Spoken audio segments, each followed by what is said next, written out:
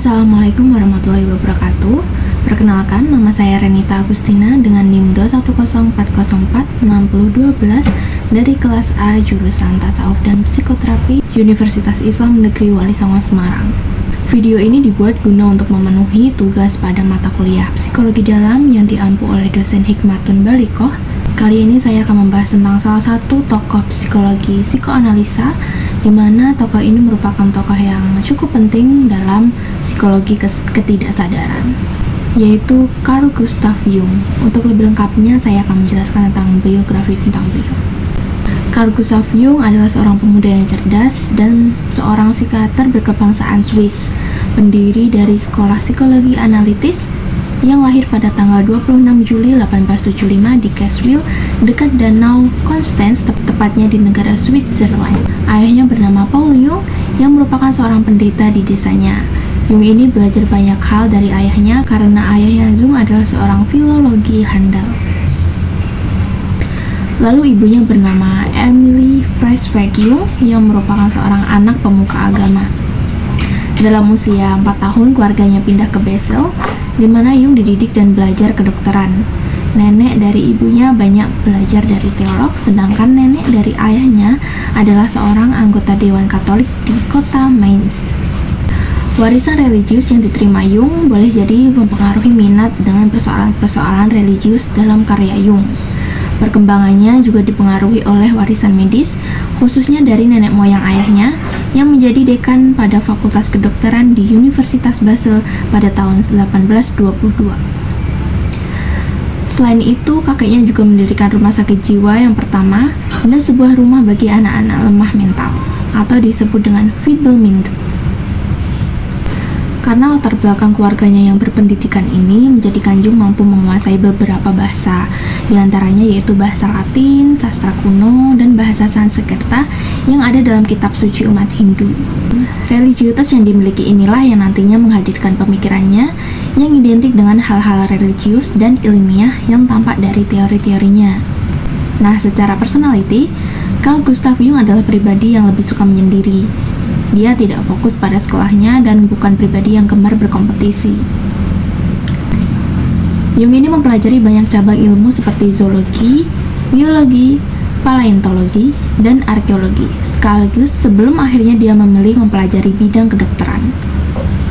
Lebih dari itu, Jung memperkaya khazanah keilmuannya dengan mempelajari beberapa cabang ilmu yang lain, sebut saja seperti mitologi, gotisisme, atau referensi Kristen, alkemia, dan termasuk juga dua cabang lain yaitu filsafat dan Qottisme. Adapun yang melatar belakangi keinginannya untuk mempelajari semua cabang ilmu tersebut adalah keinginan untuk memadukan antara ilmu humanisme dan ekstasa yang jika keduanya dipadukan maka akan lahir keilmuan yang menyatu. Karir Jung diawali dengan menjadi seorang asisten dokter pada klinik psikiatri di Burghausen pada Universitas Zurich di bawah Eugen Bleuler tahun 1900. Lalu pada tahun 1902, dia memperoleh gelar doktor dengan disertainya Zur Psychologie und Pathologie Sogenannter Okkulte Phänomene, atau yang membahas tentang psike yang merupakan fondasi dari berbagai gejala psikis. Di dalam disertai ini, dia mengemukakan salah satu dari konsep dasar yaitu kebutuhan fundamental dari psike yang merupakan dasar semua gejala psikis. Sementara mengobservasi keadaan kesurupan seorang anak muda, Jung pun yakin bahwa pada saat seorang pemuda mengalami kesurupan, di sana terdapat proses dirinya untuk menemukan kepribadiannya yang lebih lengkap, di mana alam ketidaksadaran dari pemuda tersebut sedang mencoba untuk meraih alam kesadarannya. Pada tahun 1902, Jung berangkat ke luar negeri, mula-mula ke Paris di mana ia menghadiri kuliah dari Pierre Janet, kemudian ke London pada tahun 1903, bertemu dan menikah dengan seorang perempuan yang memiliki ketertarikan pula dalam bidang ilmu. Dia bernama Emma Rauschenbach. Pada tahun 1907, Jung bertemu dengan Sigmund Freud melalui sebuah tulisan yang dipimpinnya mengenai interpretasi mimpi. Karya inilah yang menjadikannya tenar dan menyebabkan pertemuannya dengan Sigmund Freud dan mendapatkan konfirmasi pengesahan atas penyelidikannya sendiri. Hingga keduanya mulai akrab sebagai guru dan murid, Jung tidak selalu berpatokan dengan Freud. Bahkan setelah debat keduanya yang terjadi pada tahun 1909, hubungan Jung dan Freud mulai merenggang. Penyebabnya, Jung itu 20 tahun lebih muda dari Freud. Karena kepribadian Jung yang kuat dan mempunyai kehendak sendiri, akhirnya hubungan bapak anak ini tidaklah bertahan lama. Jung sendiri juga tidak dapat menganuti banyak doktrin Freud, seperti pada teori pemenuhan keinginan atau seksualitas infantil. Jung menentang prinsip-prinsip analisis Freud yang dalam pandangannya terlalu berat sebelah, terlalu konkret, dan personalitas. Tahun 1948, Jung mendirikan sebuah institut yang bernama Siggy Jung yang berlokasi di Zurich. Jung mengalami trauma yang menyakitkan pada Perang Dunia Pertama, yang kemudian mendorong dirinya untuk melahirkan teori-teori kepribadian fenomenal. Ia melakukan perjalanan ke Amerika Serikat dan 2 kali mengunjungi India.